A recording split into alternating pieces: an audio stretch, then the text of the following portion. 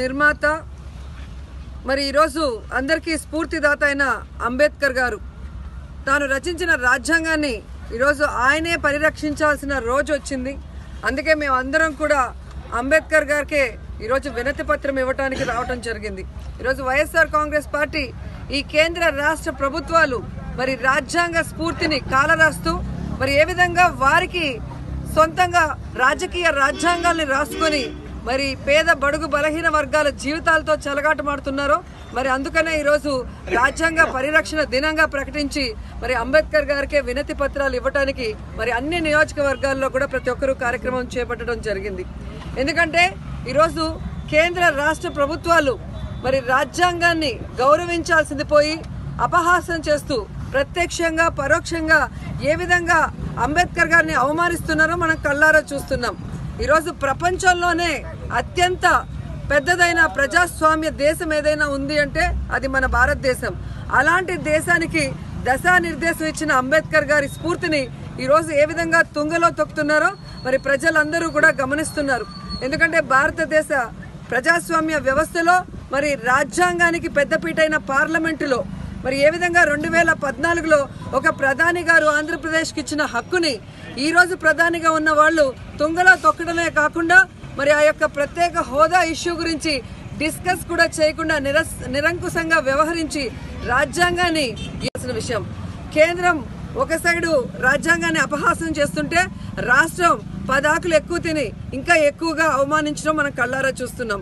ఎందుకంటే 22 మంది ఎమ్మెల్యేలని వైఎస్ఆర్ కాంగ్రెస్ పార్టీ నుంచి కొనుక్కోవడమే కాకుండా మాకు రాజ్యాంగం అంటే గౌరవం లేదు, మాకు ప్రజాస్వామ్యం అంటే గౌరవం లేదు, మాకు పోలీసులు అంటే భయం లేదు, మాకు కోర్టులు అంటే గౌరవం లేదు అన్నట్టు విధంగా అందులో 4గురికి మంత్రి పదవులు కూడా ఇవ్వటం మనం కళ్ళారా చూస్తున్నాం. ఇంతే కాకుండా ఈరోజు ఓటు నోటు కేసులో తాను తప్పించడం కోసం కేంద్రం దగ్గర ఈ రాష్ట్ర భవిష్యత్తుని ఏ విధంగా చంద్రబాబు నాయుడు తాకట్టు పెట్టడం మనం చూసాం.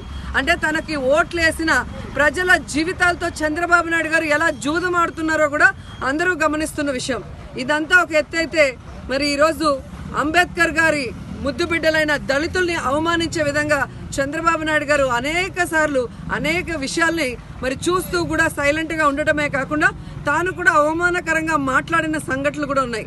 ఎవరైనా ఎస్సీలో పుట్టాలనుకుంటారని ఆయనే చెప్పడం జరిగింది. గరగపర్రులో అంబేద్కర్ స్టాచ్యూ మరి కొత్తగా ఆవిష్కరించడం వల్ల మరి ఆ గ్రామంలో ఉన్న టీడీపీ నాయకులు వారందరినీ బహిష్కరిస్తే కనీసం ఏంటని కూడా అడిగిన పాపాన చంద్రబాబు నాయుడు పోలేదు.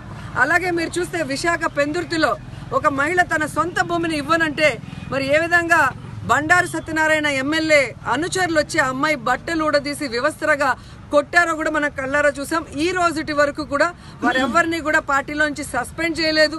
ఆ విషయం గురించి మనకి ఏమాత్రం గౌరవం ఉందో మనకు అర్థమవుతుంది. అలాగే ఈరోజు మీరు చూస్తే బీసీ, ఎస్సీ, ఎస్టీ, బీసీ మైనార్టీల బ్యాక్లాగ్ పోస్టులు ఎక్కడా కూడా భర్తీ చేయలేదు. ఈరోజు ఎస్సీ, ఎస్టీ, బీసీ మైనార్టీలకి మరి చేయాల్సిన సంక్షేమ కార్యక్రమాలు ఏమైనా చేశారని నేను అడుగుతున్నాను.